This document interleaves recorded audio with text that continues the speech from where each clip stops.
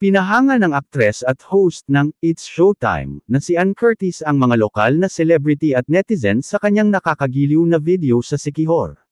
Suot ang isang bikini, sinubukan ng aktres at host ng It's Showtime ang rope swing sa kanyang pagbisita sa isang lawa sa Siquijor. Habang umaalog at humahawak sa lubod gamit ang isang kamay, maingat na naglakad si Ann sa paligid ng lawa na parabang isang diwata. "Huwag muna tayo umuwi. Hello, Siquijor," sabi ni Ann sa Instagram kasama ang isang fairy emoji. Pinuri ng mga fans at mga personalidad tulad nina Tim Yap, Georgina Wilson, Danica Soto Pingris, Chito Miranda, Laureen Oy, at marami pang iba ang toned na katawan ni Ann, lakas ng core, at kung paano niya ginawang masaya at personal ang aktibidad.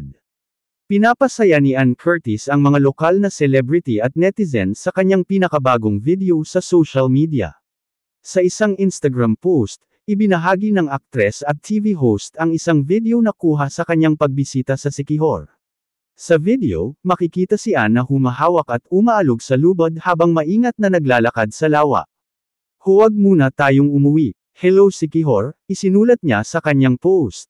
Sa seksyon ng mga komento, humanga ang mga lokal na celebrity at personalidad at pinuri ang aktres na Pilipina-Australiano dahil sa kanyang lakas sa core at fit na katawan. Bukod dito, nag-upload din ang celebrity mom ng mga larawan na suot ang makulay niyang bikini sa Cambugahay Falls. Magical, ang kanyang caption.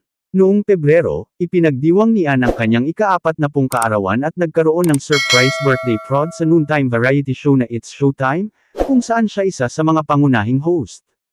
Samantala, abangan si Ann Curtis sa It's Showtime tuwing Lunes hanggang Sabado, alas 12 ng tanghali, sa GMA at Kapuso Stream.